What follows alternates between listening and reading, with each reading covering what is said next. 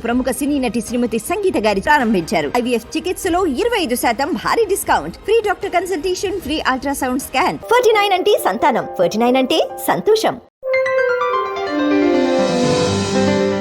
నమస్తే, welcome to yo-yo TV. ఈ నెలలో తెలంగాణ రాజకీయాలు కీలక మార్పులు చోటు చేసుకోనున్నాయి. ఇందుకు శ్రావణ మాసాన్ని ముహూర్తంగా ఎంచుకున్నాయి పార్టీలు.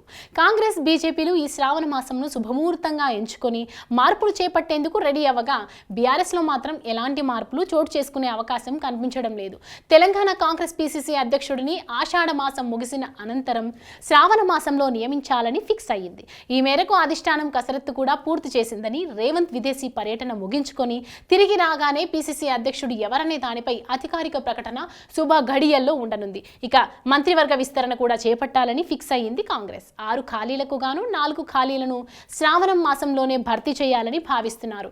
హైదరాబాద్, రంగారెడ్డి, నిజామాబాద్, మహబూబ్ నగర్ జిల్లాల నుంచి ఈ మంత్రివర్గ విస్తరణలో బెర్త్ కన్ఫర్మ్ అయ్యే అవకాశాలు కనబడుతున్నాయి.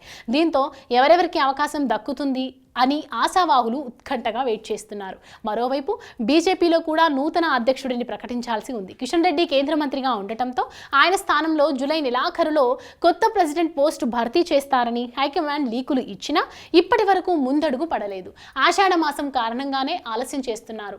దీంతో కొద్ది రోజుల్లోనే శుభ శ్రావణంలో ప్రెసిడెంట్ పోస్టు ప్రకటన ఉండనుంది. ఇక మిగిలింది బీఆర్ఎస్. ఆ పార్టీలో శ్రావణంలో ఎలాంటి మార్పులు ఉండే అవకాశం లేదు. వర్కింగ్ ప్రెసిడెంట్ మారుస్తారనే వార్తలు వచ్చినా కేటీఆర్ భవిష్యత్తుకు ఇబ్బంది అవుతుంది అని బీఆర్ఎస్ అధిష్టానం వెనక్కి తగ్గినట్లు తెలుస్తోంది. కానీ ఈ శ్రావణంలో కవితకు బెయిల్ వస్తే అదే బీఆర్ఎస్కు శుభశ్రావణంగా మారనుంది.